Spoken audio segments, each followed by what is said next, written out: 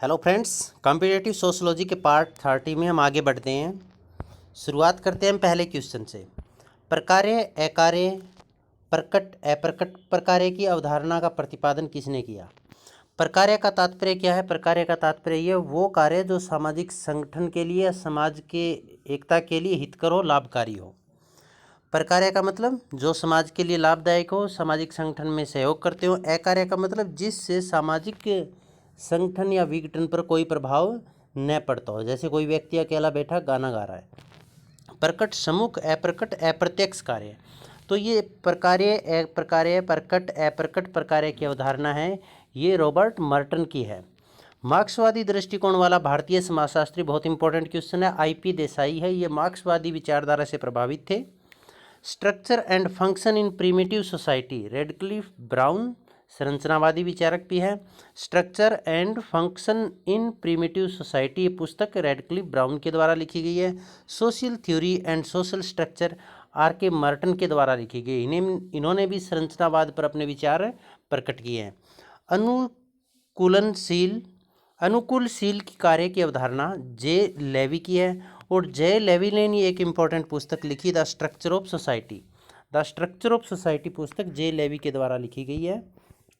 अब देखिएगा, प्रकट, ये डेफिनेशन है प्रकट और अप्रकट कार्य की। प्रकट कार्य वो होते हैं जो अभीष्ट और अभिज्ञात होते हैं, जबकि अप्रकट कार्य न तो अभीष्ट होते हैं और न ही अभिज्ञात होते हैं। ये बात किसने कही? जॉनसन के द्वारा। इंपॉर्टेंट डेफिनेशन है, ध्यान रखिएगा। अपने मूल अर्थ में सामाजिक परिवर्तन का अर्थ सामाजिक ढांचे में परिवर्तन से है। सामाजिक ढांचे का तात्पर्य सामाजिक संस्थाएं। सामाजिक संस्थाएं कौन सी? जाति, धर्म, परिवार, विवाह आदि इस तरह की जो संस्थाएं हैं, उनमें परिवर्तन को सामाजिक परिवर्तन माना है जॉनसन ने। विज्ञान विज्ञान ही है, चाहे वह भौतिक शास्त्र में हो या समाजशास्त्र में। भौतिक शास्त्र, फिजिकल साइंस, जैसे chemistry, biology, zoology, botany.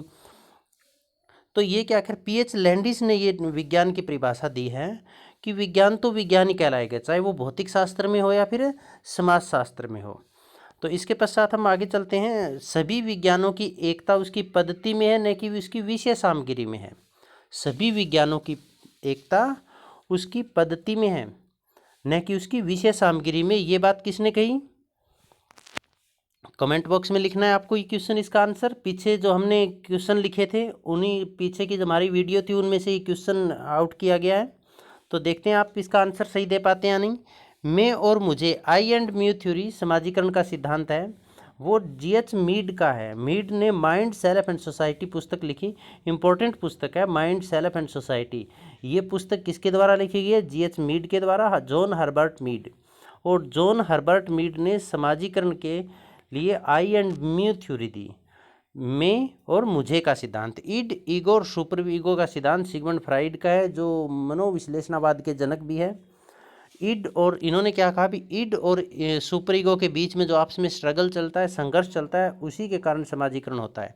End का तात्पर्य यहाँ पर जो प्राथमिक अवस्था है, जो बालक होता है, वो सब कुछ अपना समझता है, उसे चेतना या उस चीज़ की जानकारी नहीं होती, हक अधिकारों की जानकारी नहीं होती, वो किसी भी तरीके से अपनी इच्छा को प्राप्त करना चाहता है।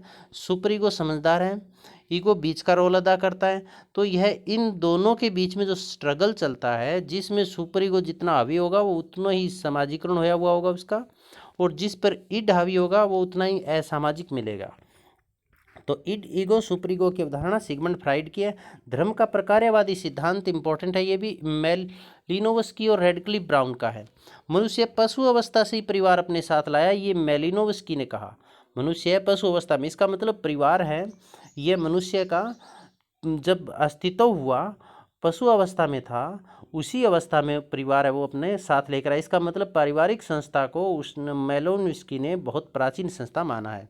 एक विवाही विवाह का सच्चा स्वरूप है, रहा था और रहेगा, ये बात में मेलिनोवस्की ने कही है। एक विवाह का मतलब एक लड़का एक लड़की के साथ विवाह करता है, या विवाहिक बंधन में बंधने वाले लड़के और लड़की युगम है, वो दो ही होंगे, मतलब दो ही व्यक्ति होंगे, एक लड़का और एक लड़की।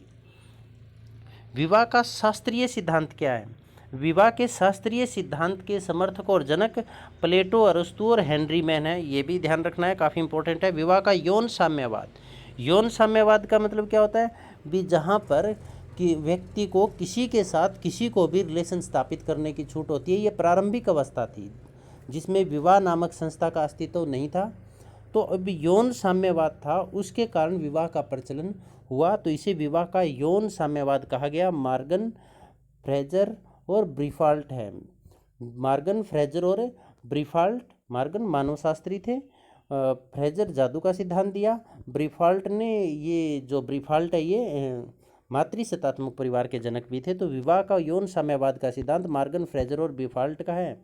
दोनों क्वेश्चन काफ़ी इंपॉर्टेंट है। पितृसत्तात्मक परिवार के जनक सर हेनरी मैन है और मातृसत्तात्मक परिवार के जनक ब्रीफाल्ट है। ब्रीफाल्ट ने पुस्तक लिखी द मदर्स। इस पुस्तक में इन्होंने अपना सिद्धांत दिया मातृसत्तात्मक परिवार का।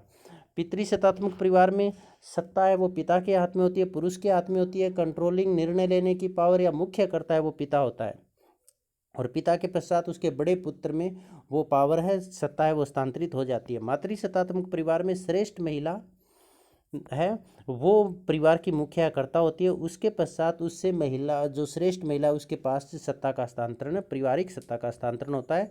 तो पितृसत्तात्मक परिवार के जनक सर हेनरी मैन, मातृसत्तात्मक परिवार के जनक ब्रीफाल्ट। इन्होंने पुस्तक लिखी द मदर्स। ये क्वेश्चन भी आ सकता है, द मदर्स पुस्तक किसकी है।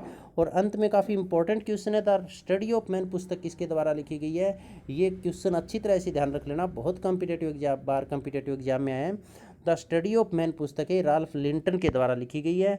इसी के साथ अपना ये पार्ट समाप्त होता है। किसी तरह का कोई डाउट हो आप कमेंट बॉक्स में लिखिएगा। आप सबका बहुत बहुत धन्यवाद।